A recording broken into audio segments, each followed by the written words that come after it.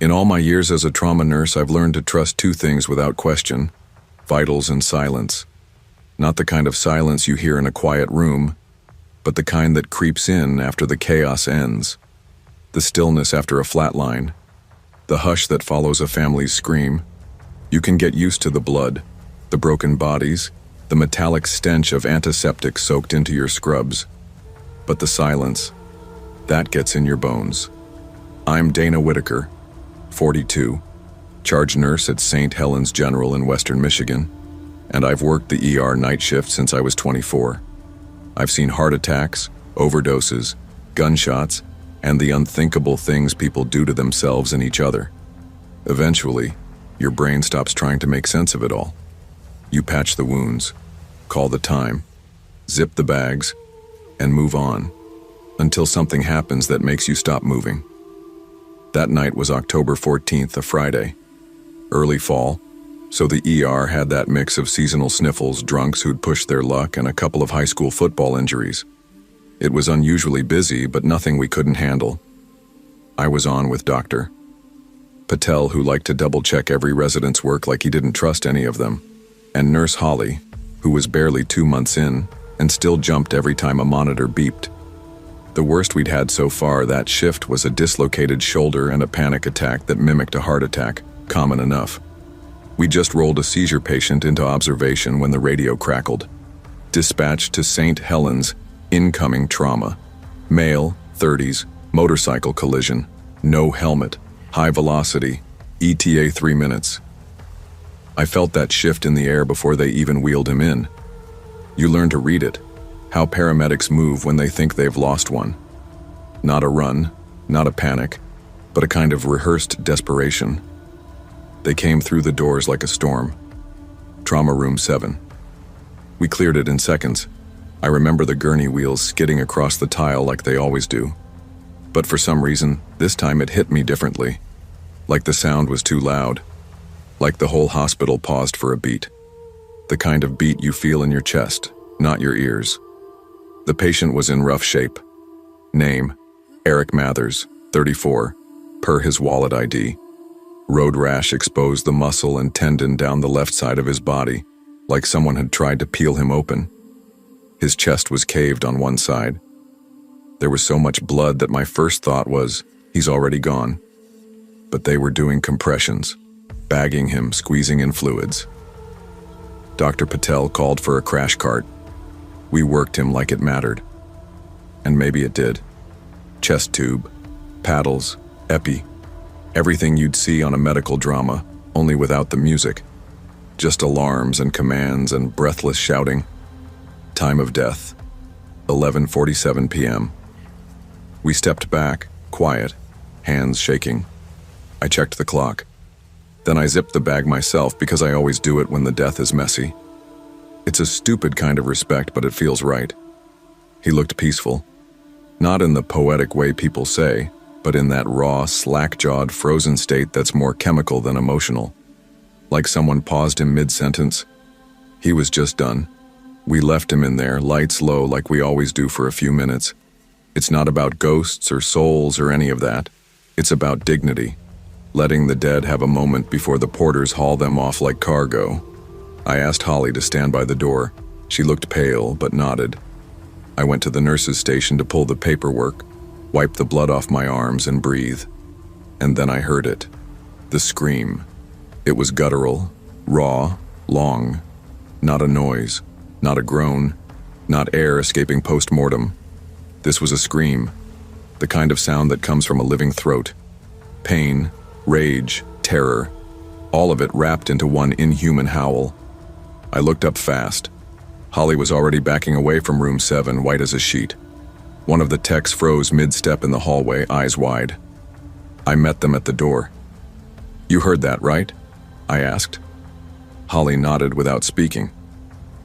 I opened the door, lights steady, no flicker, no sudden cold, no monitors flashing back to life. Just the still form of Eric Mathers, zipped halfway in a body bag, his mouth gaping open as if he'd just finished making that sound. No pulse, no respiration, still dead, cold, but that room felt full, like something had just left it, or hadn't yet. I walked in slowly, checked everything again. Reflexes, pupils, nothing. I unzipped the bag a few inches and rechecked vitals, more to reassure myself than anything else. Still nothing. We pulled the hallway footage later. The camera showed Holly stepping back. It showed me walking in. No one entered or exited. No movement in the room. But you can hear it. That scream. Muffled, but clear. And definitely coming from inside the sealed trauma room. I logged it clinically. Unexplained auditory anomaly reported in Trauma Room 7. No changes in patient vitals. No staff presence inside at time of occurrence. Witnessed by multiple employees. I didn't write "dead man screamed" because I'm not insane. Holly didn't want to talk about it. But later that night, as I sat in the break room with my sandwich untouched, she came in and stood there, arms crossed. "What if?" she started, then hesitated. What if he didn't know he was dead yet? I didn't answer. 2 weeks later.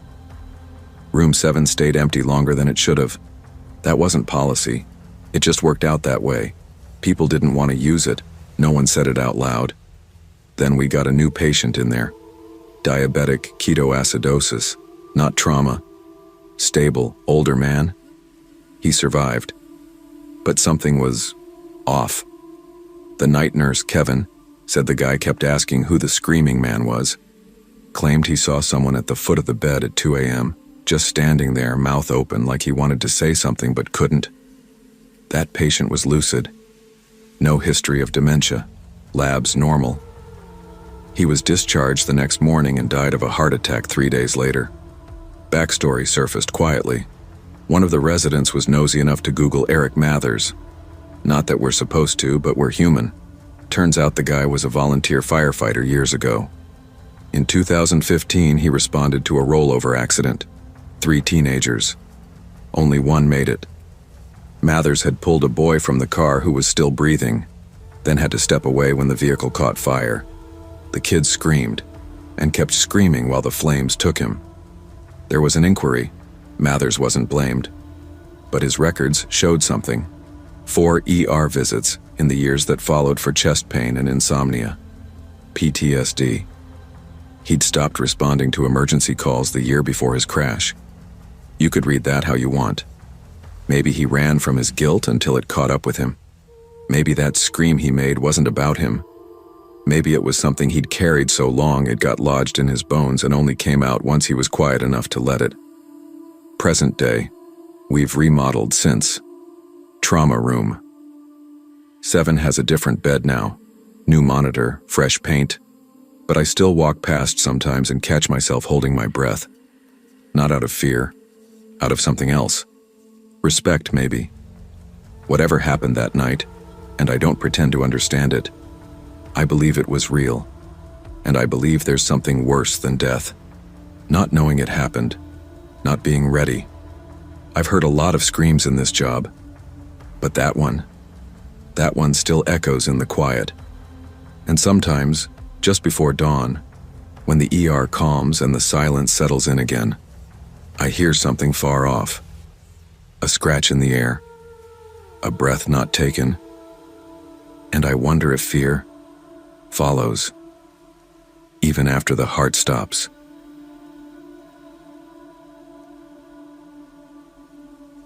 I thought I'd seen everything.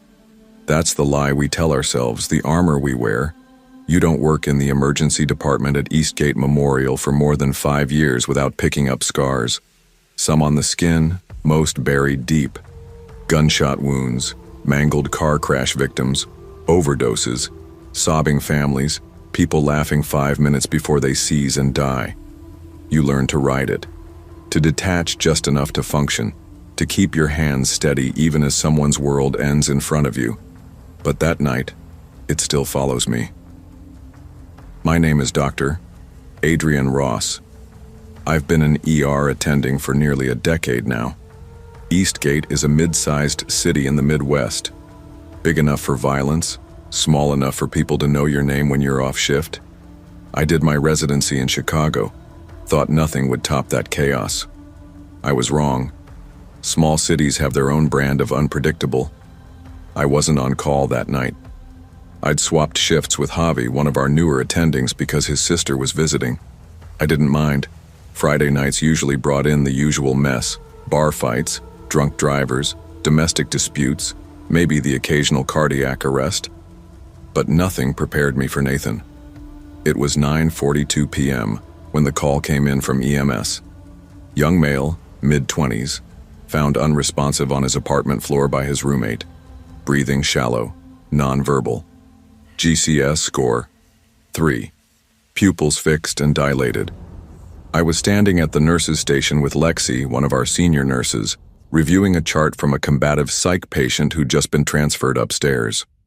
When the radio cracked with the incoming call, Lexi and I locked eyes. GCS of 3, she murmured. That's basically comatose. Fixed and dilated, I said softly. Shit. We moved. Room 3 was prepped in under 2 minutes.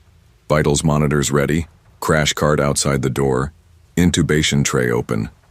The paramedics wheeled him in. Young man, maybe 25, pale, slightly unshaven, still in pajama pants and a hoodie. There was something disturbingly normal about how he looked. No blood, no bruising. Just a guy who looked like he should be watching Netflix, not lying half dead on a gurney. Name's Nathan Hart, one of the medics said. Roommate found him like this around 9. He was last seen alert maybe 2 hours before that, eating dinner. No known medical history, no drugs in the apartment. No trauma? I asked, listening to his breath sounds as I took over the bag valve mask. None we could find. He's breathing on his own, but irregular. Heart rate's 82, BP 120/70. Pupils were still blown. No corneal reflex, no pain response. His hands were warm, chest rising slowly. But he wasn't there. CT scan was done within 15 minutes. Massive cerebral edema, the radiologist said. Midline shift, brainstem compressed. It's herniation, full. I felt my throat tighten. I'd seen strokes before. Older patients, heavy smokers, uncontrolled diabetics. But Nathan was 25. No hypertension, no warning signs, no reason. Neurology confirmed it within the hour. Dr. Chen, the attending, ran the full battery of brain death tests. Cold calorics, apnea test, doll's eyes, nothing. Flat EEG. He's gone, Chen said gently, not even trying to sugarcoat it. Legally and clinically. Brain death, I nodded, jaw tight. Nathan's mother, a woman named Elaine, arrived around 11:30 with her 2 daughters, Rachel and Becca. I'd had to give hard news before, but never like this. Elaine didn't scream, didn't collapse. She just blinked and said, "He was just eating pizza. He said he'd do the dishes after his show." They agreed to organ donation. Elaine said he was a registered donor. He'd want to help, she said, voice cracking. The ICU team took over around midnight. I usually bow out at that point, but something in me stayed. Maybe it was because he looked alive. His heart was still beating, chest still rising, skin warm. The ventilator hissed, a lullaby of breath. But there was nothing behind his eyes. No presence. Just a shell. Lexi and I stood in the hallway as they wheeled him to the surgical floor. It's always weirder when they look peaceful, she murmured. Like they're just waiting. I know. It was 2:14 a.m. when an OR nurse named Jordan found me. "Dr. Ross, you should come upstairs." "What's wrong?" She hesitated. "They haven't started. The heart, it reacted." My stomach sank. Reacted how? "Just come." The surgical suite was quiet. Too quiet. The transplant team stood in a semicircle around the open body of Nathan Hart. The lead surgeon, Dr. Ramesh Kapoor, was holding his gloves in one hand, looking visibly shaken. His assistant stood near the table, pale. "What happened?" I asked. Kapoor looked up. "We were prepping. Standard protocol. Opened the chest. No stimulation, no clamps yet. I touched the heart, just laid a hand on it." He paused. It hit back. "Excuse me?" It pounded. Once, then again, then faster. Not a fibrillation. A rhythm. Like it was aware. A silence fell. He wasn't a dramatic man. I'd seen him calmly perform transplants during literal blackouts. "Did you monitor it?" I asked. "No leads yet. We weren't at that stage." But one of the assistants swore she saw a spike on the EKG screen nearby, just for a second. "But there was no patient connected," I said. He just nodded. We all felt it. The team waited. 10 minutes, then 15. They repeated the brain death tests. Nothing had changed. Still legally dead. Eventually, the procedure proceeded. The heart was transplanted into a 38-year-old man in critical failure. It beat. It worked. It thrived. But none of us forgot. I started having dreams. Not nightmares. Just quiet. I'd be standing in an empty hallway hearing the beep of a heart monitor, rhythmic, steady. I'd follow it to a closed door. Inside, Nathan would be lying in a hospital bed, eyes open. "I'm not ready," he'd whisper. His mother called the hospital 2 weeks later, not for a complaint, just a question. "Do you know where his heart went?" "We can't disclose that information," I said gently. "I know," she said. "It's just, I had a dream. I saw him standing in the hallway. He was looking for something. I think he was trying to find his way back." 3 months later, I ran into Kapoor in the hallway. "How's the recipient?" He hesitated. "Healthy. Strong heart, but he's reporting dreams. He says he sees places he's never been, names he doesn't know. He asked his wife who Rachel and Becca were. I felt my blood run cold. He doesn't remember saying it. Says he wakes up crying sometimes. Says he hears a voice saying, 'I'm not ready.'" Science tells us that memories live in the brain, that emotions are chemicals, not spirits. But the body, especially the heart, has rhythm, memory of its own kind, autonomic, persistent. I still work at Eastgate, still take shifts, still ride the rhythm of the ER, but I never forgot Nathan Hart. His heart saved a man, but part of him never left, because sometimes the mind lets go, but the heart remembers.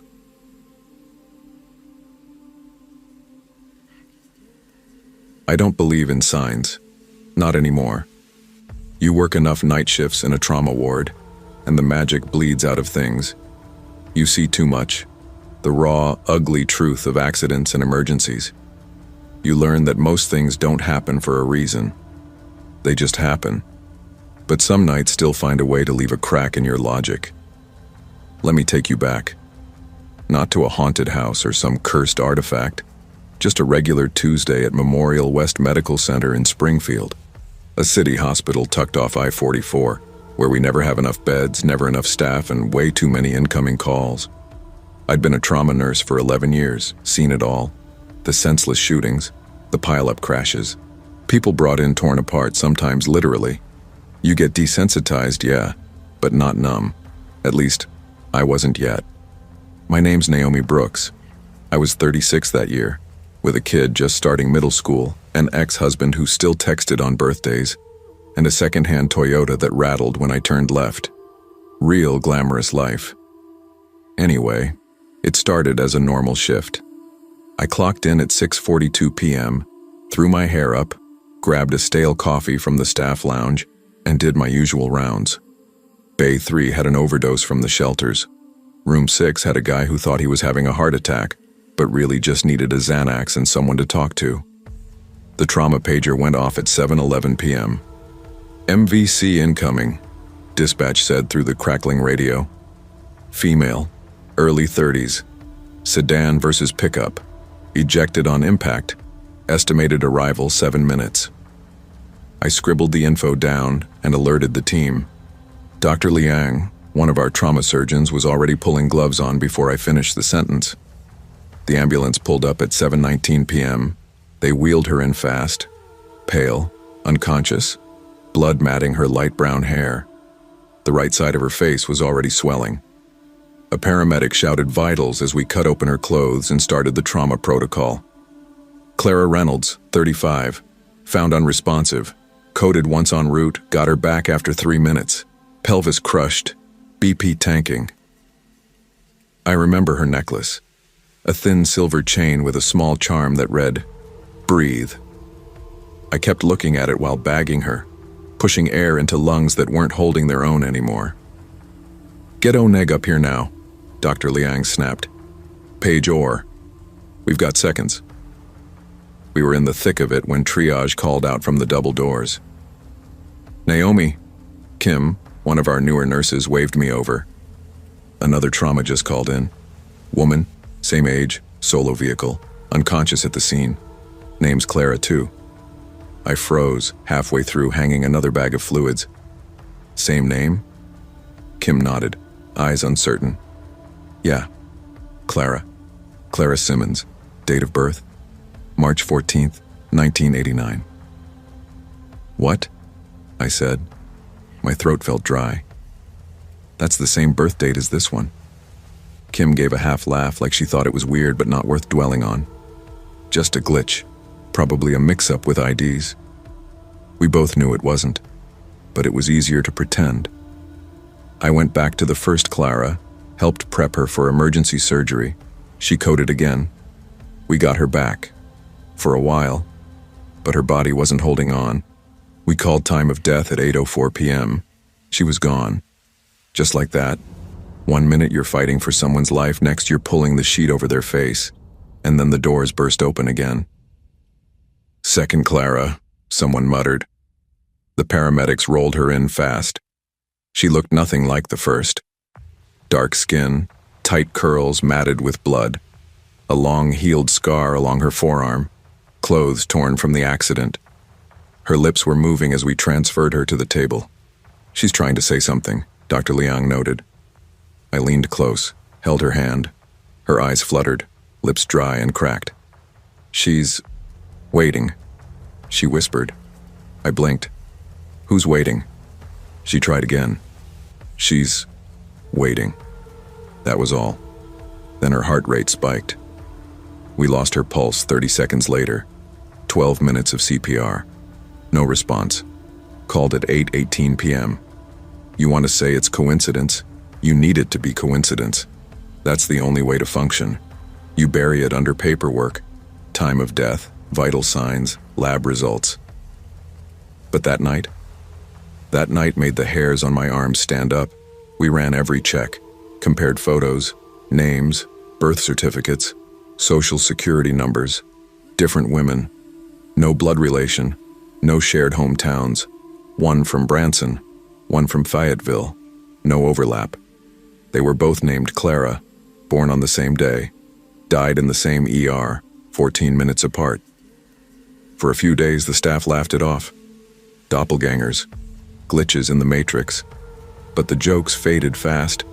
People started avoiding room 4. Nurses claimed the vitals monitor would spike at night even when no one was in there. Kim swore she heard breathing in the room once while turning down the lights. I told her it was probably the HVAC, but deep down I didn't believe it.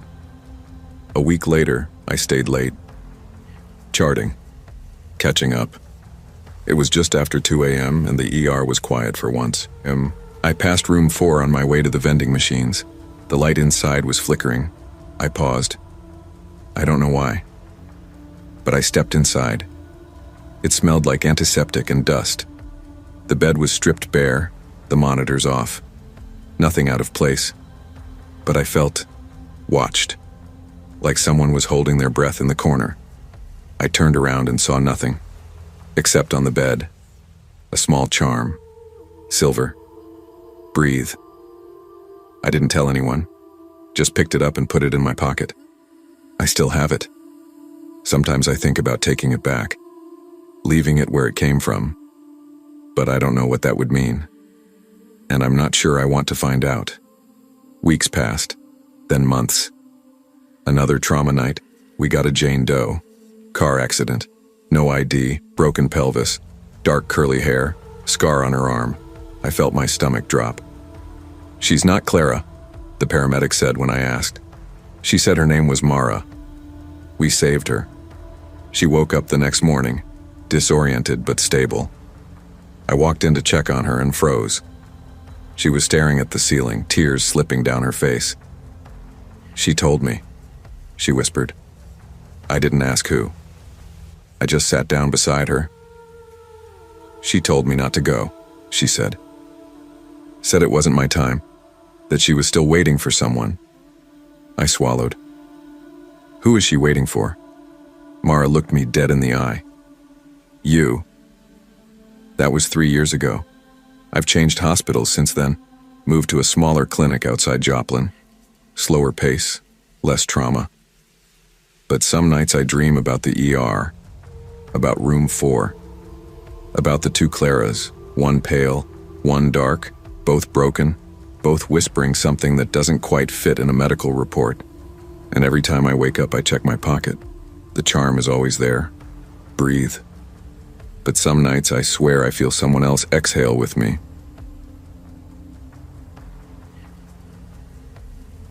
I've worked night shifts at Pine Brook General for almost 8 years, and in that time I've seen the usual trauma. Car wrecks, overdoses, gunshot wounds, neglected elderly patients found unconscious in apartments that reeked of rot and cat urine. Every nurse has their stories. We tell them to each other like campfire tales during slow shifts. Some funny, some sad, some so bizarre you'd think we made them up. But there's one night I never tell, not because I'm afraid people won't believe me, but because I still don't understand what really happened. My name's Leah Brandt. I'm 34, a trauma-certified RN with a specialty in psychiatric stabilization. I work the ER because I like the pace. The chaos, in some strange way, makes sense to me. There's order in it under the surface. Charts to follow, vitals to stabilize, protocol to cling to when everything else is spiraling. I've seen death. I've touched it, pronounced it, zipped it into body bags. I've cried in the supply closet after a failed code. I've cursed the ceiling in an empty hallway. But this was different. It was a Tuesday in early October. My fiancé, Joel, had just left for a 3-day conference in Charlotte. I kissed him goodbye around 2 p.m., made some tea, then took a nap before my 7 p.m. shift. That was the last completely normal moment I remember having. Pine Brook's night ER shifts always start slow. People don't usually get stabbed or crash their cars until later. Around 10:30, I was in trauma room 2, checking on a drunk who'd fallen down his apartment stairs when the call came over the radio. Unit 231 inbound. Unidentified male, mid-40s, altered mental status, non-violent but uncooperative, no injuries. Picked up outside Mercy Chapel on Wilton Drive. The charge nurse Jenny raised an eyebrow. No injuries? Apparently just screaming in the parking lot. PD was called but stood down. No crime committed. He's just off. Drugs? I asked. They said no needle marks. Looks clean. EMTs are guessing psychosis. You want him? I hesitated. I'd had a rough week. 3 back-to-back psychs, including one guy who tried to cut out his own tongue. But Jenny looked tired too. We all did. Yeah, I said. I've got it. Room 4. The man came in wearing only black sweatpants and a torn undershirt, barefoot despite the chill. No shoes, no wallet, nothing in his pockets. Not even lint. His skin was pale, almost gray in the fluorescent light, and his hair looked damp with sweat. The paramedics had restrained him, soft cuffs only, but said he hadn't fought. Just wouldn't stop muttering. When I walked in, he stopped, not slowed down. Stopped. Completely still, like a switch flipped off. His eyes, hazel, with oddly dilated pupils, locked on mine. No blinking. Hi there, I said, keeping my voice even. My name's Leah. I'm your nurse tonight. His lips moved, but no sound came out. Then slowly, as if he'd just remembered how speech worked, he said, Leah Brandt. It wasn't a guess. It wasn't a question. It was a statement. I felt a jolt behind my ribs.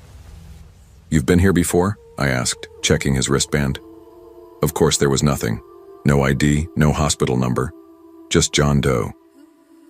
Did someone tell you my name? He didn't respond, just kept staring. I looked down at my badge, clipped to my scrubs. Maybe he'd seen it. Maybe one of the medics said it. But something about the way he said it, it had weight. Can you tell me your name? I asked, taking a seat at the computer station inside the room. Do you know where you are? That's when the muttering started again. Fast, jumbled. I couldn't make out words at first, it sounded like tongues. Then I realized it was speech, just backward, not nonsense, not random, reversed phrases, over and over. Deliver us. He is not here. The light cannot save you. My hands trembled a little as I typed in a preliminary chart.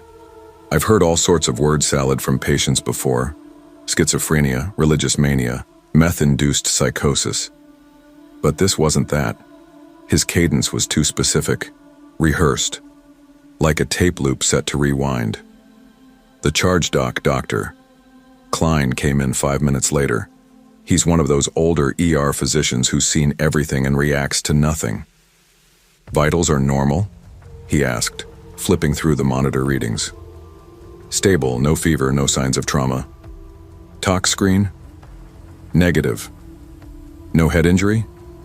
None visible. Pupils are equal and reactive. Dr. Klein stood at the foot of the bed and said, "Sir, do you know where you are?" The man just smiled faintly and said, "The doors will not hold." Dr. Klein looked at me. Page Psych.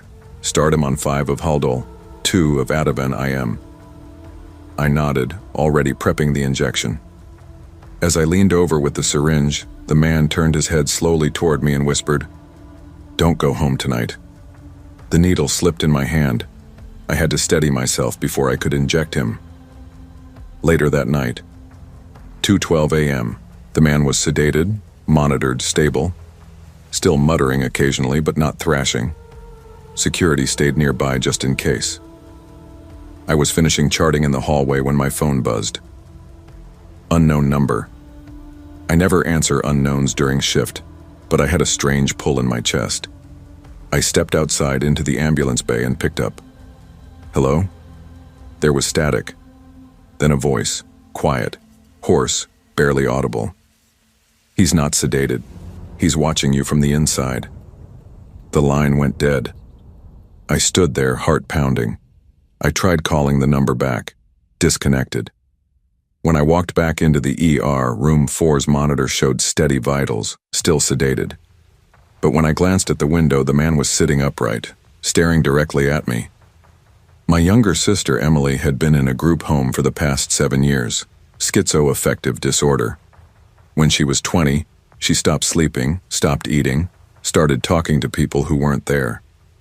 Once she disappeared for a week and was found sitting in the middle of a cemetery, arms covered in scratches, speaking Latin.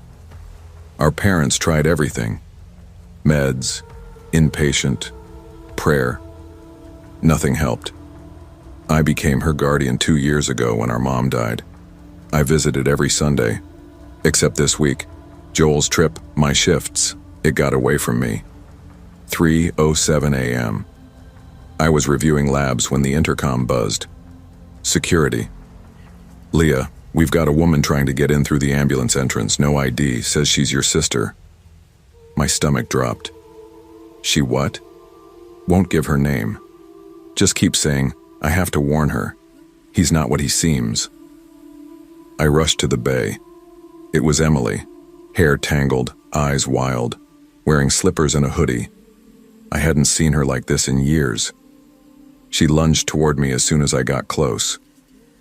"You brought it here," she hissed. "You shouldn't have talked to him. You let him in." "Emily, how did you get out?" "You were safe." They opened the gate and it walked through wearing a man's skin. Security held her back as she screamed. I stood there, frozen. Then I remembered something that made my blood run cold. When the John Doe first came in, he smiled. Not in greeting, not in comfort, in recognition. Emily was taken back to her facility. I stayed to finish my shift, but I kept feeling watched. The lights in room 4 flickered around 4 a.m. The monitor glitched, but vitals stayed stable. Then the whispering started again. This time, it wasn't just the patient. I heard it in the vents, in the hallway, whispers in reverse. My name, over and over. Leah, Leah, Leah, until the syllables lost meaning. At 4:43 a.m., the John Doe flatlined. No code, no warning. He just died, Dr. Klein pronounced. The body was sent to the morgue. But when I looked at the sheet covering him, there was something written in black marker on the underside, facing the body. You brought the gatekeeper. No one knew who wrote it. Security footage showed nothing. 3 days later, Joel came home. I told him bits and pieces, blamed the stress. That night I woke up to find him standing at the foot of the bed, eyes open, staring. I whispered his name. He said, in a voice not quite his, "Do not open the second door." Then he collapsed, unconscious. He didn't remember it in the morning. Now that was 6 months ago. The man from room 4 was never identified, no family, no records. His body disappeared from the morgue 3 days later. No explanation. Emily's condition deteriorated. She no longer speaks English, only reversed Latin. I still work at Pinebrook, still take night shifts. But some nights, in the quiet hours, I hear whispers in the vents, the sound of reversed scripture. And sometimes when I check in on new patients, they say my name before I introduce myself, like they already know me, like something passed through me that night and stayed behind. And I can't help but think, what if hospitals aren't just places where people die? What if they're where something else is born?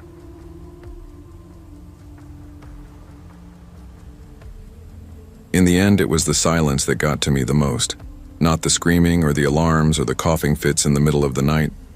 Not the machines flatlining or the code blues echoing down the hall. It was the quiet, the kind that stretches just a little too long. The kind that creeps under your skin and waits there, pulsing. I never intended to work nights, especially not at Briarfield General. The hospital was older than it looked, tucked between a strip mall and an abandoned Catholic school on the edge of Ridley, Pennsylvania. A small town trying to act bigger than it was. The kind of place people moved to for peace and ended up with nothing but stillness. I started as a CNA, certified nursing assistant, after a tough breakup and a relocation I hadn't planned. My mom's sister, Aunt Rena, lived in Ridley. She had a spare room and a need for someone to pay half the electric bill. I needed a job that didn't require a degree and didn't mind long hours. The night shift was all that was open. So I took it. It was supposed to be temporary. You know how that goes. I worked the trauma wing. Not ICU, not ER. Just the weird middle ground for patients not quite stable enough for standard med-surg, but not bad enough for intensive care. Room 9 was at the far end of the hallway, next to a busted linen closet we never used because the door didn't latch right. The whole wing had 12 rooms, but room 9 was the one everyone joked about, or tried to. They said the call light went off by itself, that patients who stayed there saw things, said things. I didn't think much of it. Nurses are a practical bunch. You have to be. The human body is a messy, fragile thing, and there's no time for ghost stories when someone's blood pressure is crashing. But sometimes I wonder if we keep busy just to keep from noticing what's really around us. It started with Mr. Grayson, 84, admitted with a pelvic fracture after a fall down his front porch steps. He had mild dementia, nothing severe, still called his daughter every morning, still recognized his primary doc by name, a tall, thin man with long fingers and sad blue eyes. He always smiled when I brought him ice water. "Thanks, sweetheart," he'd say. "Don't know what I'd do without you." He was sweet, grateful. But he didn't like the corner chair. Room 9 had one of those cheap vinyl-covered guest chairs in the far left corner by the window. Same model every room had, beige and creaky. One night, while I was fluffing his pillows, Mr. Grayson reached out and tugged on my sleeve. "Don't turn your back to him," he whispered. I froze. "To who?" He nodded toward the chair. The man sitting there. I glanced back. Empty. Can you describe him? Mr. Grayson tilted his head, thinking. Military type, hat in his lap. Doesn't move much. I smiled gently. Maybe it's the pain meds. You're on a new dose tonight. He didn't argue, just nodded and closed his eyes. The second time was worse. A week later, a woman named Edna Rourke was admitted. Mid-70s, advanced pancreatic cancer. Nothing more to be done. DNR was already signed.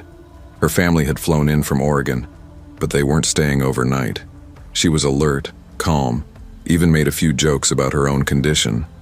But on her third night, she refused to lie on her left side. I came in for rounds and she looked pale, tense, like something had startled her awake. Is he still there? She asked without looking at me. I knew instantly what she meant. I didn't answer. He's polite, she continued, voice thin. Doesn't say much, just watches. But I feel like he's waiting for me. I sat with her for 10 minutes longer than I was supposed to, just holding her hand. Eventually, she dozed off. She died that morning, peacefully, no struggle. I remember thinking maybe she'd made peace with it, but something about the way her eyes had flicked toward that chair before she drifted off stayed with me. I talked to Megan about it next.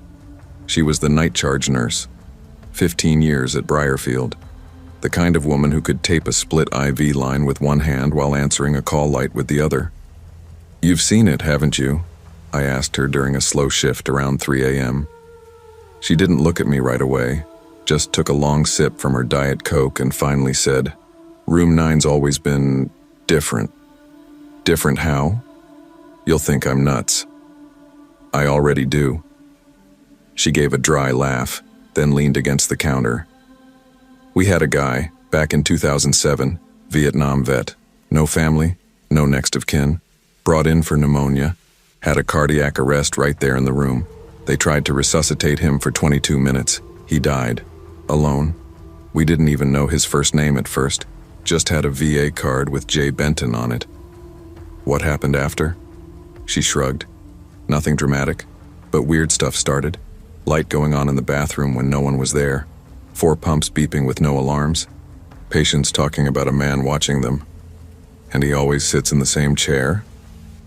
Always. She rubbed her arms like she was cold. I don't think he's bad.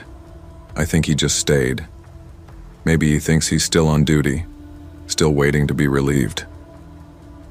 Things escalated with Anna Clark. Young, just 33. Post-op after emergency surgery for an ectopic pregnancy that ruptured. She was doing fine, physically. But on her second night, she hit the call light repeatedly. I came in, and she was curled up on her side, facing the wall, crying. I don't want to die, she whispered. You're not dying, Anna, I said gently. I saw him. He was sitting there, just looking at me. Who? She turned and pointed toward the corner. That man, military, like old-timey, green coat, boots. I looked at him and just knew he was here for me. I sat with her until she calmed down. She didn't sleep that night, but she didn't die either. In fact, she made a full recovery and was discharged a week later. I caught her in the lobby on her way out. Was it a dream? She asked me. I didn't know how to answer. I started noticing the cold, not the hospital chill that seeps from bad insulation or overworked AC. This was different, localized, like standing in front of an open freezer. Only in that one corner, only sometimes. I asked maintenance to check the vents. They did, found nothing wrong. I asked housekeeping if anyone had complained. They just shook their heads. I even stood in the corner myself one night, just to prove to myself it was all in my head. It wasn't. It was like standing next to a still body. Not wind, not airflow, just presence. Then came Nora King. She wasn't a patient. She was my friend. A nurse's aide like me. She was pulling an extra shift, filling in for someone on sick leave. She'd never believed in the Room 9 rumors, called them boredom-fueled nurse folklore. Then one night she was the first to respond to a fall alarm from Room 9. The patient had tried to get out of bed without calling, nothing major. But when Nora came back to the nurse's station, she was shaking, pale. She wouldn't talk about it until the end of the shift. "I saw him," she whispered. "Standing this time, not sitting." That was new. What did he do? Just looked at me, then faded, like smoke, gone in 3 seconds. She never picked up another shift in that wing again. It's been 4 years now. We've stopped joking about Room 9. Even the new grads sense it after a few shifts. Patients still talk about the man, still describe the same thing. Hat and lap, green uniform, boots. We still can't find any record of a Jay Benton in the system. No next of kin, no discharge papers. Just a ghost of a man who died alone in a beige hospital room and maybe never realized he was allowed to leave. I don't think he's malevolent. I think he's waiting. For what? I don't know. Maybe for orders. Maybe for forgiveness. Maybe to make sure no one else has to go alone. Me? I greet him now, softly. Every night. "Evening, sir," I'll say as I pass Room 9. Everyone's accounted for. And maybe that's all he wants to hear. Maybe that's all any of us want. Someone to check in, someone to say, "I see you." Because hospitals are full of echoes, old footsteps, lives half remembered, words spoken just before the end. And sometimes, even in the brightest corners, shadows linger.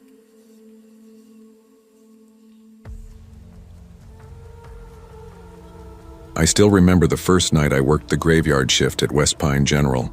It was one of those slow-burning November evenings where the air was cold enough to sting your lungs, and the fog came in waves so thick the hospital's entrance sign flickered in and out like a dying beacon. I had just finished orientation earlier that week, long days of protocols, paperwork, and polite nods from nurses too tired to care about another new hire. But that Friday night was my first real shift. The kind where you're truly on your own. I was 24, fresh out of nursing school, eager, nervous, and filled with the kind of textbook confidence that only lasts until your first code blue. My name's Rachel Langley, and I had just moved 2 towns over to be closer to West Pine. It was one of those older regional hospitals, the kind built in the 60s, long white halls that echoed, and walls that looked like they hadn't been painted in at least 20 years. Still, it had a good reputation. It was quiet. Safe. At least, that's what I thought. That night, I clocked in at 10:45 p.m. sharp. The floor was unusually still, except for the distant hum of machines and the occasional squeak of rubber soles on linoleum. I was assigned to the med-surg unit on the 3rd floor, and my supervisor, a grizzled woman named Marcia, gave me the usual, "Don't screw it up" rundown, and handed me a stack of charts. "Room 314 is restless," she muttered. "Mr. Hobbs, terminal. Morphine drips running low. Keep an eye. He's been talking to people who aren't there." "Hallucinations?" I asked, pen poised. She shrugged. "Maybe. Or maybe he's just seeing things we don't." I forced a chuckle. "That's comforting." Marcia didn't laugh. She just adjusted her cardigan, which hung off her thin frame like an old curtain, and walked off down the hall. The shift started normally. Vitals, chart updates, a patient complaining about the dinner meatloaf, another trying to convince me he didn't need his heart meds anymore because he felt better. It was the usual rhythm of midnight care, small tasks that stack up and keep you grounded. By 2 a.m., things had settled. I sat at the nurse's station with Megan, another night nurse barely older than me, her brown curls tied up in a messy bun. She was in her 2nd year at West Pine and had the weariness of someone who'd already seen too much. "You're holding up well," she said, sipping from a large thermos. "Most new grads cry by their 2nd shift." I smiled. "I haven't ruled it out yet." We both laughed. The kind of laugh that means you're tired and just holding it together. That's when we heard it. A soft ding. Not the overhead call bell, but the sound of room 301's door creaking open. We both turned. The lights at that end of the hallway flickered slightly, and I saw a figure walk past, slow, calm, deliberate. An older woman in a pale uniform. I thought maybe it was Marcia, but something didn't feel right. "You see that?" I asked. Megan was staring down the hall, brows furrowed. "Yeah, who was that?" I stood up, already unsettled. "Marcia, maybe?" "Marcia's on break. She goes to the basement lounge at 2. I started walking toward the hall, my footsteps unnaturally loud in the quiet. When I turned the corner, the hallway was empty. Room 301's door was half open. That room was vacant. I glanced inside. The bed was stripped, lights off, no signs of movement. Still, something felt heavy, like the air was thicker inside, like someone had just left a moment before I walked in. When I got back to the desk, Megan was pale. "I don't want to freak you out," she whispered, "but you know about Evelyn, right?" I shook my head. "Who's Evelyn?" She hesitated. She was a night nurse here. Used to work this very floor for over 30 years. Everyone loved her. Quiet, gentle, the kind of nurse people say made dying a little less scary. I waited, sensing there was more. "She passed away 5 years ago, heart attack, died in this hospital. Some say she never left." I laughed, reflexively, nervously. "Come on." Megan didn't smile. "You think you saw Marcia? I think you saw her." I didn't know what to say. My chest felt tight, but I chalked it up to sleep deprivation. "You'll see her again," Megan said softly, almost regretfully. Over the next few weeks, it happened again. And again. Always between 2 a.m. and 4 a.m., always when the halls were quiet and the world seemed paused. Some nurses said she appeared in room 312, just standing at the foot of the bed, hands folded, watching over patients as they slept. A CNA swore she felt someone take the chart from her hands only to find it placed neatly on the counter 5 feet away. And patience. One night, a woman recovering from surgery asked me to thank the old nurse with the kind eyes for sitting with her and humming her to sleep. I hadn't been in her room for hours. Her monitor had been adjusted perfectly, better than I'd ever seen. Still, no one admitted to being there. Then came the night I stopped doubting. It was mid-December. Snow had started falling outside. The hospital was understaffed due to the flu, and I was pulling a double shift. At 3:15 a.m., I went to check on Mr. Hobbs in 314 again. I paused outside the door. It was cracked open and I could hear a soft voice inside. I entered quietly. Mr. Hobbs, pale, skeletal, was smiling. "You came back," he said. I blinked. "Mr. Hobbs, it's Rachel. Just checking on you." He looked past me toward the chair in the corner. "She was just there," he whispered. "Said she'd stay with me until I wasn't scared anymore." I looked. The chair was empty, but it was warm, like someone had just stood up. I asked around. Not officially. Nurses talk best when they think no one's really listening. Some rolled their eyes. Others, especially the long-timers, just gave quiet nods. One nurse, Teresa, told me she'd heard humming during a code once, as if someone were soothing the chaos. Another swore Evelyn had nudged her awake seconds before a monitor flatlined. It was always subtle, always gentle. She never scared anyone, she never hurt anyone, she just helped. But then, the dream started. Not for me, for Megan. She came in one night looking shaken. Her eyes were red, hands trembling. "I think she's trying to say something," she whispered. I didn't understand. I saw her in my dream. Evelyn. She wasn't smiling this time, she looked worried, like something was wrong. And she kept pointing to the wall. Which wall? I don't know. But it felt important. Over the next few nights, others had similar dreams. Night staff who never talked about ghosts. CNAS, even a doctor. All of them described Evelyn standing silently, pointing at the wall, always with urgency. We started comparing notes. The wall in their dreams was always pale blue, with a hairline crack near the baseboard. We found it in room 305. The hospital had been storing old equipment in there since the pandemic surge, but that wall matched every detail from the dreams. Maintenance was called. When they cut open the drywall, they found mold, black, thick, and spreading inside the walls like rot. The room above had a slow leak from a broken pipe unseen for years. The spores were airborne, dangerous. That wing was shut down immediately. An entire HVAC overhaul was ordered. Had she been trying to warn us? It's been nearly a year since that night. We still see her sometimes. Evelyn. Some nights I'll catch a glimpse of her reflection in the glass outside the nurse's station, or I'll walk into a room and smell lavender, the kind she used to wear. Patients still whisper about the kind woman who visits them while they sleep. No one's scared anymore. In fact, we feel safer when she's around. Hospitals are filled with life and death, joy and grief. And sometimes, something lingers. Not out of spite or vengeance, but because they cared too much to truly leave. Evelyn is still doing her rounds, and every time I pass the dark end of the third-floor hallway, I offer a soft nod, just in case she's watching. If you're reading this and you've ever felt someone beside you in the quiet moments, someone who made you feel safe even when no one else was around, you're not alone.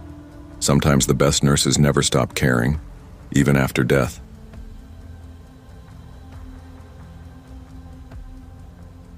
I never believed in ghosts. Not really. I used to roll my eyes at stories about haunted hospitals or spirits stuck between worlds. I always thought people just needed an explanation for the strange or the unexplained. A coping mechanism, maybe, for grief or fear. But I was wrong. St. Mercy General is where this all happened. It's one of the older hospitals in Chicago, built sometime in the early 1900s. The newer wings are modern and bright, filled with the hum of machines and the smell of hand sanitizer. But the East Wing, the one hardly anyone talks about, is different. That part of the hospital is nearly 100 years old. The walls are thicker, the floors creak, and down below it, buried beneath layers of renovation and years of forgotten work orders, is the old basement. I never had any reason to go down there, not in the 4 years I'd been working night shifts as a trauma nurse. Until one night, I did. But let me back up. When I first started at St. Mercy, I was fresh out of nursing school. Still had that mix of nerves and idealism. I shadowed under another nurse named Lisa Novak, one of those women who had seen it all and didn't flinch at the worst of it. She was sharp, a little cold, but efficient as hell. One night, during a slow shift, we were walking by the corridor near the east stairwell when she stopped suddenly and said, "Don't ever take the old stairs unless you have to." I laughed. "What's down there? Monsters?" She didn't smile, just shook her head and said, "No monsters, just something you don't want to see." That stuck with me, but as weeks turned into months, the memory faded, replaced by codes, blood work, and double shifts. Still, sometimes I'd hear whispers from other nurses during smoke breaks, stories of cold spots in the stairwell, of lights flickering in storage, of someone, always a woman, seen walking just at the edge of the hallway before disappearing. It was always vague, always dismissed with a laugh or an eye roll, but you know how it is in hospitals. Death lingers in the corners. People cope however they can. It was early December, a cold night, wind hammering the windows like it had teeth. I was on the second floor near ICU, reviewing notes on a patient when my charge nurse Daniel came over. "Hey Ellie," he said, rubbing his neck. "We're out of vacuum drains and central supplies already closed, but Sarah thinks there might be a box left in the old storeroom downstairs. Can you check?" I hesitated. "You mean the basement?" He nodded. "Yeah, the one near the old OR wing. Supposed to be a box of 50s down there. Should be quick." I almost said no. Something about it felt off, but I didn't want to be the one making a fuss over a simple supply run. so I agreed. The old stairwell was behind a faded wooden door, tucked away past radiology. I'd never noticed it before. When I pushed it open, the hinges groaned like something alive. Cold air met me immediately, thick with the scent of mildew and thyme. I clicked on my flashlight and started down. The stairs were narrow and steep, made of stone that had been worn smooth in the middle from decades of foot traffic. Every step echoed like I was walking through a tomb. When I reached the bottom, the door creaked shut behind me with a soft thud. I froze. For a moment, I considered turning back, but I shook it off and pressed forward. The basement was a long corridor with low ceilings and rusted shelving units. The light overhead flickered weakly, barely illuminating the rows of boxes and old equipment. I found the label for vacuum drains and followed it deeper into the shelves. And that's when I saw her. She was standing maybe 20 feet away, facing one of the metal shelves. At first, I thought it was another staff member. Her uniform was strange. An old-fashioned white dress with a high collar and long sleeves, the kind nurses wore in photos from 100 years ago. A white cap sat neatly on her head. "Excuse me?" I called out. She didn't move. I stepped closer. "Hey, are you all right?" Still nothing. She reached up slowly, as if she were checking a box on the shelf. Then she turned. And she wasn't there. No sound. No movement. Just empty air where she had stood. I stood frozen, breath caught in my throat. I wasn't imagining things. I saw her. I felt the air shift around me. The pressure in the room changed like someone had just walked out and slammed the door behind them.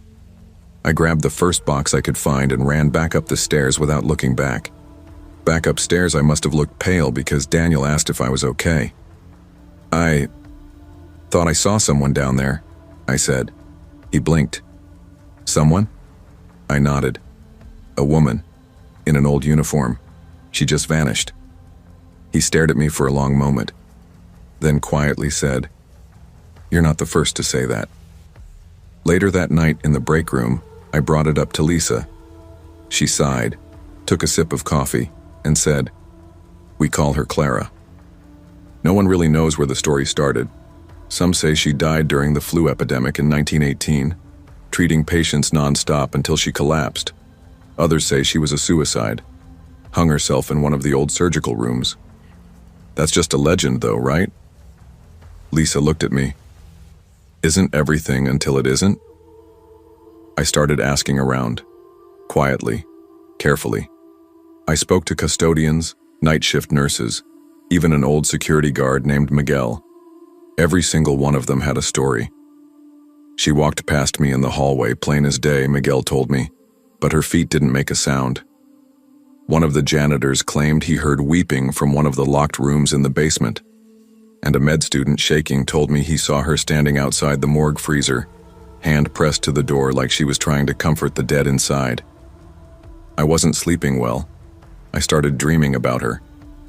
In my dreams, she was always just out of reach, watching me, waiting.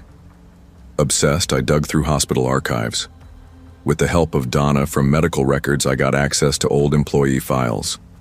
Most were scanned copies of paper logs from the early 1900s, faded handwriting, names long gone. And there she was, Clara W. Hensley, registered nurse, employed 1916 to 1918. No death record, but a note in the margin. Presumed deceased, pandemic ward collapse. That part of the hospital had caved in during the Spanish flu. Dozens had died. Some of the bodies were never recovered. A few weeks later, I got called to assist with an elderly patient on the East Wing. When I left the room, I took a wrong turn in the dark and ended up at the top of the old stairwell again. I didn't want to go down. But something, curiosity, maybe guilt, pushed me to open the door. This time the air was warm.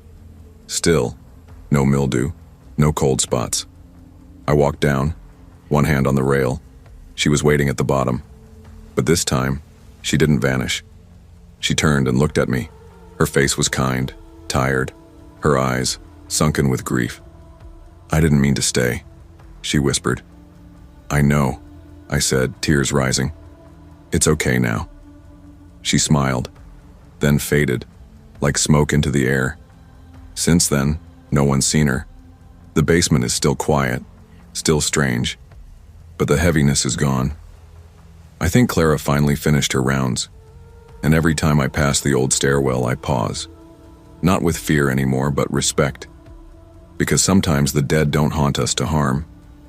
Sometimes they just want to finish what they started.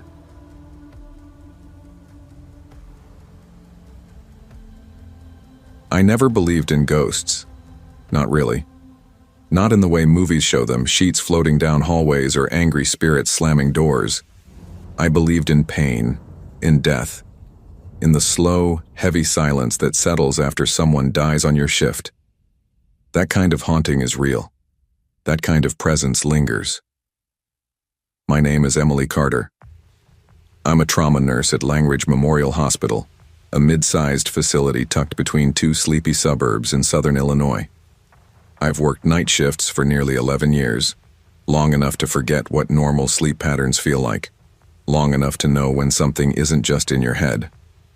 Langridge is the kind of place that's always busy, but never truly loud. It has this strange quiet even when the ER fills with cries, groans, and the metallic rattle of gurneys. Some people say the hospital was built over old farmland. Others say there used to be a psychiatric facility here in the 1950s. Maybe it's just old. Cold tiles, dim lights, creaky vents. Hospitals already feel half dead. You don't need ghosts for that. But what happened during one long winter night? That changed everything. It started quietly, as it always does. Late December. Snow blanketed everything outside, and the wind howled like a living thing against the side of the building. We were short-staffed, of course. Flu season had hit hard, and most of the newer nurses were already burning out. That night I was working with Marcus, our youngest charge nurse, and Carla, one of our regular night med techs. We also had an old security guard, Hal, making rounds.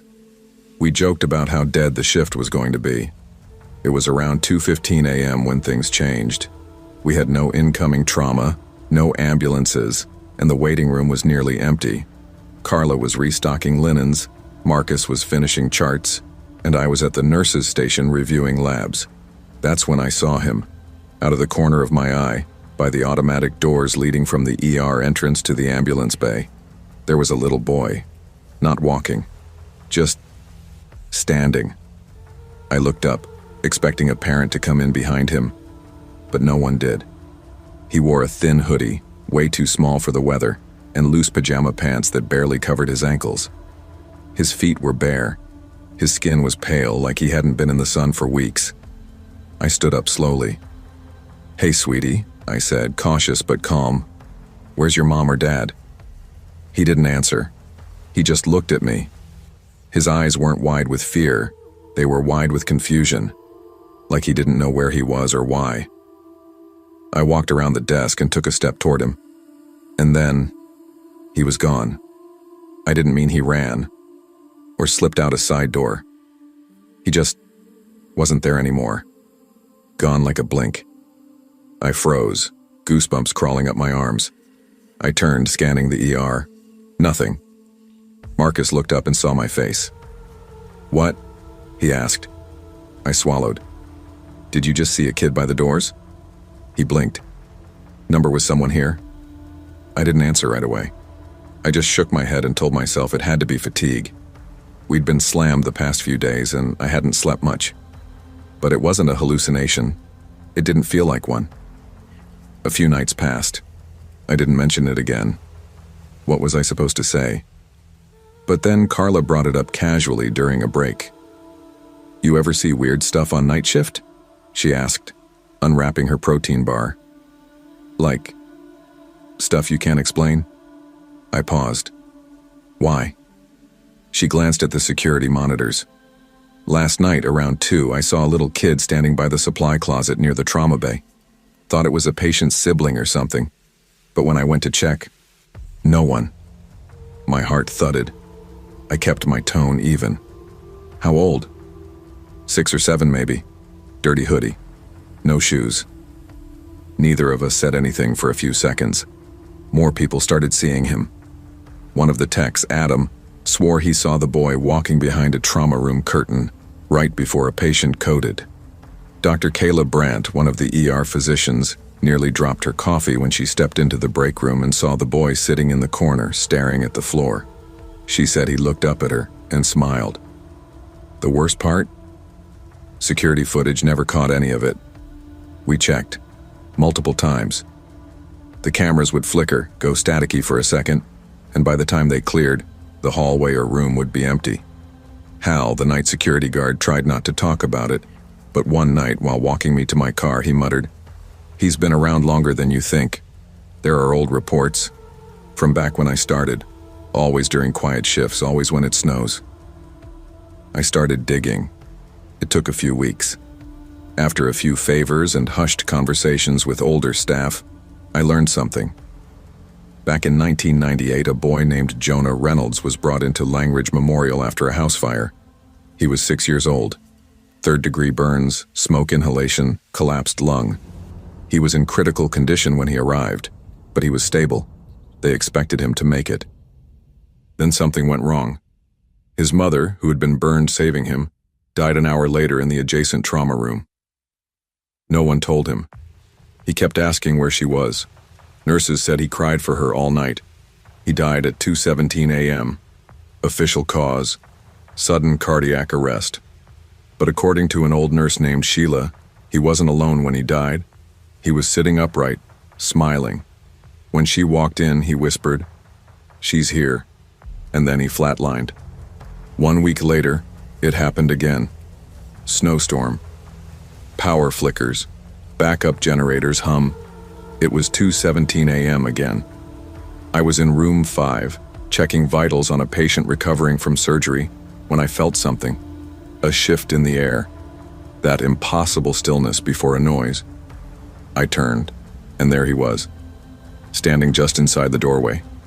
Same hoodie, same blank expression, but this time he looked at me. Like he knew me. Like he'd been waiting. I didn't move. I didn't speak. He raised a hand like he wanted to reach out, but then he turned his head toward the hallway, toward trauma room 2. A second later, the code alarm blared. Room 2. We lost the patient within minutes. I've seen him 7 times now, always on nights when snow falls, always at 2:17 a.m., always just before someone dies. He's not trying to scare us. He's warning us. Jonah doesn't scream. He doesn't rattle windows or knock things over. He just stands there, lost, waiting. And every time I see him, I feel that same cold pit in my stomach. Not fear, sadness. Maybe he's still looking for his mother. Maybe she never came for him. Maybe she's been looking too. But whatever it is, he's real. We don't talk about it during handoffs. New nurses are never told, but we all know. We know the signs. The cold draft through a sealed hallway. The lights that flicker at the exact same time every year. The bare footprints near the ambulance bay that lead nowhere. Last week I caught Marcus staring at nothing near the doors. "You saw him, didn't you?" I asked. He nodded, slow and pale. "Does it ever stop?" he asked. I thought about it for a long time before I answered. "No," I said, "but you stop needing it to make sense. Because not everything in a hospital has a diagnosis. Not everything that haunts you bleeds. Some things just wait. And in the quiet hours of a winter night when the snow falls and the ER goes still, we wait with him. Just in case he's finally found what he's looking for."